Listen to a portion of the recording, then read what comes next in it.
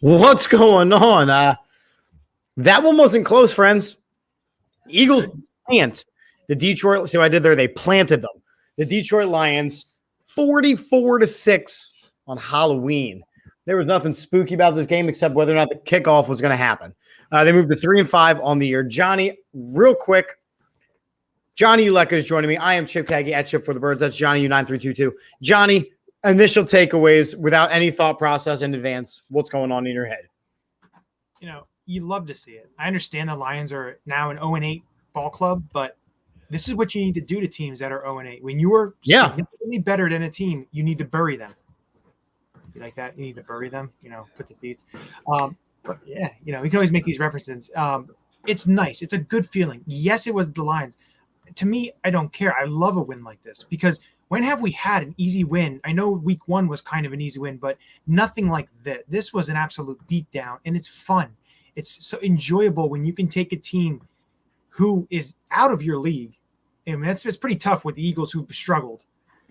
When you're able to dominate like they did, you love it. You gotta love it. I mean, here's what it comes down to. You saw this game on paper. You knew that they were 0-8. You knew that the Eagles were struggling. You saw this game on paper at the beginning of the season, though. You knew this had to be a win. Then where you were in the positioning where you were 2-5, you were a team that was struggling every which way. You're starting to hear the talk of firing. You're starting to hear the talk of backup quarterbacks. You're starting to hear the talk of trade everybody. You start to hear all this talk and you go, you know what? We need to come out and do a damn job. And they come out and they do a damn job. And Peanut says it, holy blinkily blank blank, we ran the ball.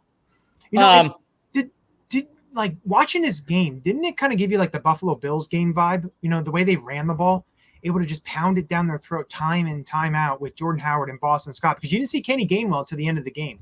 So you see Boston Scott and Jordan Howard, take the load. And then, of course, Jalen Hurts doing a lot of running as well, 7 carries for 70. He still led the team in rushing. Yeah. But they were able to dice it up, and it's enjoyable. Yeah, they only threw the ball 14 times for only 103 yards, 109 yards or whatever. Doesn't matter. Doesn't matter. It does not matter because you're able to control the game the way you run the ball. And, Hurts had a couple nice throws one to Devontae on the sideline, a couple nice ones to Goddard. Goddard kind of, it was a focal point, running the ball and using the tight end. You love to see that. But I think one thing that we're going to hear a lot about because, in Philadelphia, we always struggle to find the positive. We'd rather focus on the negative is, they completely abandoned the passing game. You know what? Stop it. The Philadelphia Eagles, they ran the ball into the I have not seen anything like that since Nick Sirianni or since Doug Peterson took over. This team has never committed to the run game like that over the last couple of seasons, and you see what happens when it does. You didn't ask Jalen Hurts to do too much. Yeah, he threw the ball, would you say, 18 times? Jalen Hurts threw the ball 14 times. He was 9 of 14 for 103. So still right around that 50% mark where he likes to settle himself. Like, don't get me wrong, he still was 50%. But again, they didn't ask him to do too much. See, 9 divided by 14 is 64%. Come on. I'm saying pretty close to average. That's fine. But the other thing that you want to – DeAndre Swift was definitely somebody that we thought was going to be a focal point in the offense. He just hurt my fantasy team. He's on my fantasy team. He did nothing. 12 carries, 27 yards, 5 catches, 24 yards. And a very, very costly fumble. A very costly fumble. Yeah, absolutely. And coming into the game, we made Mike and I at the pregame show talked about the Eric Wilson being a healthy scratch and having TJ Edwards in there. I want to see more of that. I just feel that, Josh Sweat getting 2 sacks, being able to take advantage of the weak Milton points. Williams getting a sack. Derek Barnett getting a sack. Teron Jackson. I like Teron Jackson. So I'm going to say no. I mean, that was in total garbage time, but yeah. That's fine with me. But it's nice to see that. Take advantage of the weak points. And something that Mike and I talked about is using the player's strengths. The defense of Detroit gave up, I think, 120 yards average of rushing. Right. So that is something that you have to take advantage of. And they did that today. And it's nice to see that because we only harp on it every single week about things that they should do. So when they do it, it feels good because, 1, they got the win, and 2, they're doing something that all of us want to see done, and it's working. It's successful. The fact of the matter is that this Philadelphia Eagles team, they had to win this game. They had to win this game. There was a lot of, I don't care what anyone says, there were jobs on the line today. If we had managed to give Detroit their first win, somebody had to get canned, right? However, the Eagles went out and they did all the things that the fans have been clamoring for. They've committed to the run game, almost to the point of ignoring the passing game. But that's okay because Jalen Hurts shouldn't be passing the ball 30 times a game. No. 15, 20, 25, that's going to be his sweet spot. That's going to be his sweet spot. Yeah, exactly. Sure enough. Well, we talked about, yes, his completion percentage. Yes, he's not the most accurate quarterback. But when you can run the ball, how much more effective is that RPO type of offense is?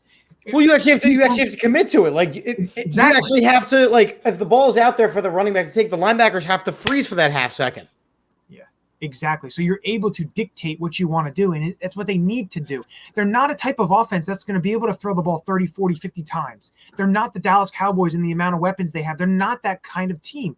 Like I said in the pregame show, they have to do what Nick Sirianni said when he came here, is put the players in the best position to work on their strengths. And I think today they did a lot of that. And that was the other thing. We were on Jonathan Gannon on to, hey, you got to be more aggressive because this playing 30 yards off the ball and reacting, the NFL is too quick for that. The NFL is far too quick for that. You can't react. You have to be proactive. You have to read things before they happen. Here you go. They're blitzing. They're attacking. And all of a sudden, the Philadelphia Eagles, and I'm going to preface this, I know it was the Detroit Lions. I am aware that it was the Detroit Lions. But all of a sudden, the Philadelphia Eagles looked like a competent NFL football team. and they totally put a stomping on the Detroit Lions. But also, yes, it is the Detroit Lions. But don't you remember, I think it was 2 years ago when they played the Miami Dolphins in Miami and they lost that game? A lot of the times they played down to the competition. So at this point, they didn't do that. So they were able to play above the competition and beat them. And it really it beat down. It wasn't just to beat them. They beat them down.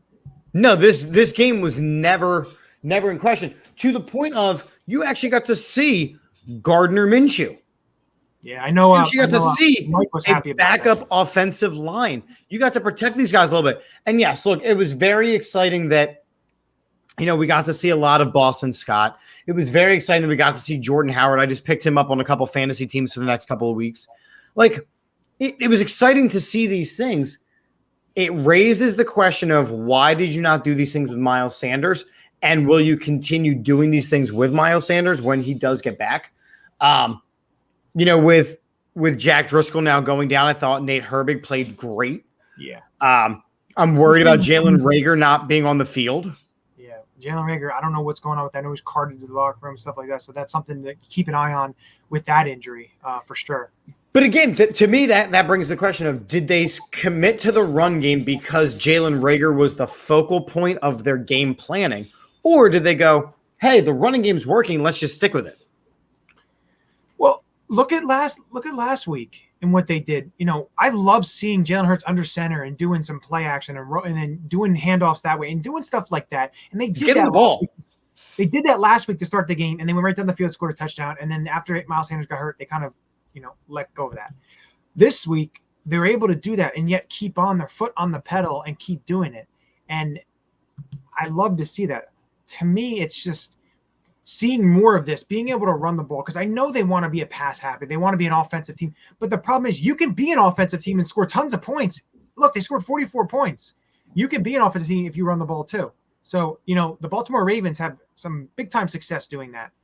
You can run the ball and still score points. You don't have to. Right. The Baltimore Ravens have success doing that with a guy like Lamar Jackson, who, for the most weeks, he is not expected to throw the ball a ton. Same thing with Ryan Tannehill in his first season as the tight. Now he's gotten settled into the offense. That's different. But his first season, he was throwing the ball 16, 17 times per game, and that was the expectation. Like, you have to realize what these players are capable of, and call the offense, call the defense based on what they are good at. Yeah, you have to be able to do that. But, it's just I can keep stating it, but it's just exactly what she says. Running the ball. That's what she said. Yeah. And she's always right because she always beats She people. really is. And as Pina said, it's like we beat up on an old lady with a limp. Hooray for yes, we did. But here's the thing: you have to win those games. So you had to get her out of the way somehow. She was on our schedule. You had to. You have to win the games that are on your schedule. They are winnable games. Exactly. Chris, I'm not even going to answer this question. I mean, I'm a Philadelphia Eagles fan. Yeah, that's kind of an simple question. I like the question. It's a great question. But come on now. When Miles Sanders is in the game, you have to hold your breath. So I know, Richard, I know that you're saying like, hey, you have to stick with Boston Scott. And maybe that is a conversation because every chance that Boston Scott has had the chance to be on the field, whether it's with the Giants games, whether it's been with this is the first time that Boston Scott has really done anything against a non-NFC East team. Yeah, usually it's only the Giants, but he did so well. And he's so small and stocky. He hides behind those big linemen, and also he shoots a gap. I think that as you go moving forward, you have to, again, stick with the run game. But when Miles Sanders comes back, you have to give him a chance.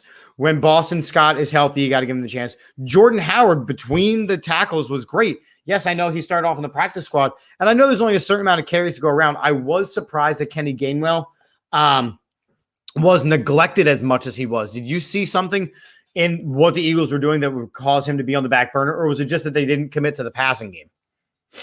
Well, I think they just didn't commit to the passing game because he's really good out of the backfield receiving. And then, last week he had that fumble and everything, but I think they wanted to go with their veterans and Boston Scott and Jordan Howard and just basically pound the ball that way. Yeah, I mean, I think that's very possible. And, we're waiting as what we do on the All About the Birds postgame show. We do always wait for the head coaches postgame conference. Typically after a win, they send some of the players out there. So right now, Avonte Maddox is on the podium. He's talking about, how he's coming back home to Detroit because he did grow up here. He had a huge hit, an absolutely huge hit, which Miles Sanders then tweeted out immediately. He's like, yeah, he did that to me at practice too. Like Avonte Maddox playing where he is in the slot has shown some very impressive things this season. Oh, yeah. And he's only 25 years old. He's earning himself a contract extension with the way he is playing. He's playing in the perfect position of where he needs to be. And he's showing you. And I had doubts on him in the previous years. Of course, he was playing out of position. But, I'll eat crow on that. He's definitely played so much better. Who was you can go player of the game or you can go 3 stars of the game. Who are your 3 stars of the game? We'll go hockey style. Okay, we can go hockey style. But my 3 stars of the game is number 3, Josh Sweat, getting those 2 sacks, big-time sacks. 2, I'm going to go with the run game. I'm going to go the run game. The combined multi-headed attack, sure. Actually, you know what? I'll make the run game 1 because I'm going to call the offensive line and the run game as my 2-1. Those kind of the running attack, sure. Yeah. So I'm going to go those 2-1. So the offensive line and the run game. Yeah, I think that you look at certain groups and certain groups had a great, like I could say Darius Slay, he's one of my stars of the game because he came back to Detroit. He kept himself settled. He did what he needed to do, and he helped lead the team. And then he scored a defensive touchdown in Detroit. And then you see him at the end when it's a clear blowout. He's signing autographs. He's still being that great human that Darius Slay has been since the minute he got here. So Darius Slay is one for me. I think I am going to separate a little bit. I do have to go Jordan Howard because considering the fact that he got the late call up, now maybe it was always in the cards. You never know. But he came in and he did what he was supposed to do. He came in and did what he was supposed to do. And then for me, and I've given the man a lot of grief for it, but I'm going to go Sirianni because whatever he did for this week was the right thing. Now, whether he can continue it, whether he can maintain it week to week, I think Sirianni called a great game. He didn't go away from what he was trying to do. He didn't outsmart himself. I will give Sirianni credit where credit is due. I'm just still not crazy about it. but the players responded to it this week. Yeah. Sprinkled a little miracle grow. God. It's gonna keep coming. You're still gonna get those references. Chris has a thing. We'll let him know. You can get it. AATSportsNetwork.com/shop has all our gear and stuff. If you want to take a look and see something you like, or if you have an idea of something you'd like to see, you can always shoot us a message and we try and make it happen for you. But Sirianni's a good one because a lot of people were talking about that comment he made and talked to the players, but a lot of players, I heard that, it was a little bit different of a, when you're talking to the media, it's a lot different than when you're talking to the players. You can say a lot more Right. than you can say with the media. So they took it and they liked everything they liked what he was saying. So they bought it. And you can see the players have bought in. You look at the Jets. Sorry, I just saw the highlight of the Titans-Colts game, and Carson Wentz hard to lose this team the game. Was that the laugh that was your wife laughing in the back of that? Yeah, from 3 rooms away. I heard that. So yeah, Carson Wentz hard. But just Sirianni, I think they had a great game plan, and they stuck to it. And exactly, and I want to see more of that as we get into the second half. The stretch part of the schedule is definitely something that we as Eagles fans want to see them growing, because we know it's a developmental year. So we want them to be able to each game get better and better, and this is a good game to build off of as you go home to play the Chargers next week. Agreed, and that's the thing. Look, the Chargers are a different beast. Yeah, we heard you laughing from many rooms away. Because I beat you? No, we're not going to talk about that. We're going to talk about that on Monday. Oh, are we? Yeah, we're going to talk about that on Monday. I just wanted to be sure. She must be. I'm sure she did. I did. But yeah, so look, the Chargers are a different beast. The Chargers are an actual NFL franchise. I do not feel the same about the Detroit Lions. The Lions are a horrible football team. We knew that going in, but the Philadelphia Eagles needed to come out and do a job, and they did. So kudos to the Eagles, kudos to the coaching staff, kudos to the players for getting ready, for traveling, for doing the Halloween thing. Kudos to Gardner Minshew for his costume being on point and then going in and doing football-related things. This was an enjoyable game to watch, and we don't get to say that very often. Yeah, especially the last couple of years, it hasn't been that way. It hasn't been fun. You like these kind of games that are fun to watch. It makes your Sunday finish out so much better. I'll be skipping trick-or-treating with my daughter tonight just because the Eagles won. So, everything's better. You'll be skipping wild trick-or-treating. You're not skipping trick-or-treating. No. Skipping wild. My daughter makes the rules. She wants to trick-or-treat, so that's what we're going to do. Yeah, right. Javier, I agree. Howard and Scott, 1-2 punch, look great. Richard, do you think the coaching does not have faith in the running backs being the reason that they seem scared to run the ball? I don't know if that's the case. I think it's that they have a vision of what the offense should be.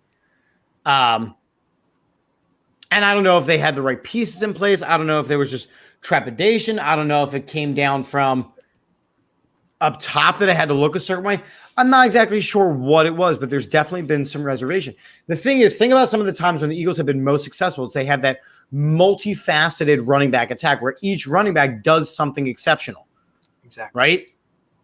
Exactly. That's what the Eagles have right now on the roster. I like that. Wow. Who let the dogs out? Who? Hungry dogs run faster.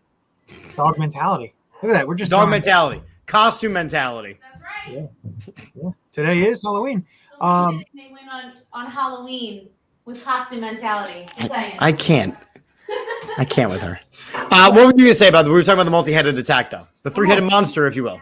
Remember in 2003, they had the three-headed monster. When you have these because that's the way the NFL is. There isn't just one back and one back runs 35 times. And, in Tennessee you do. But otherwise, usually you have a couple of guys that do different things that can help the offense, a change of pace back, which Boston Scott's the change of pace back, but he's still a stocky guy that can run up through the tackles.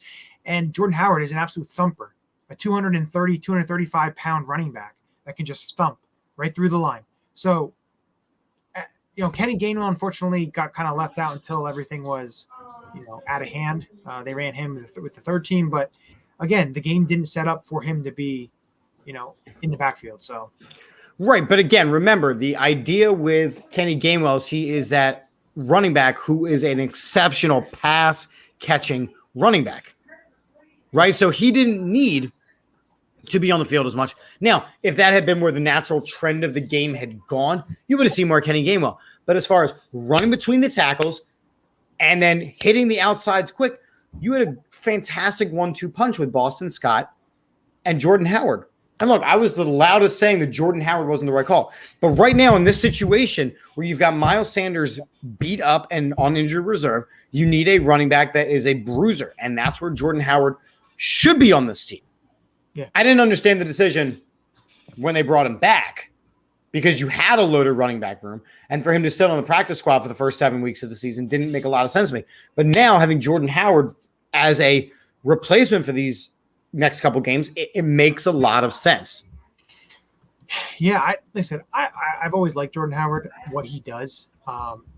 And I think Boston Scott and Jordan Howard as a 1-2 is in this type of offense with Jalen Hurts. I think it fits. I don't know with Miles Sanders if they just don't feel confident enough. Sometimes I think he kind of dances a little bit behind the line. But I don't know. I think right now, see what it does the next couple of weeks and see how it moves. But, it's about getting better. And if this helps you get better, then, this is what you do right now. Right. And right now, again, you have to win each week. You have to win each week. Adam, I do not think that Miles Sanders is on the trading block. I'll be honest, I don't know if this Eagles team makes a move now because this was such a dominant win.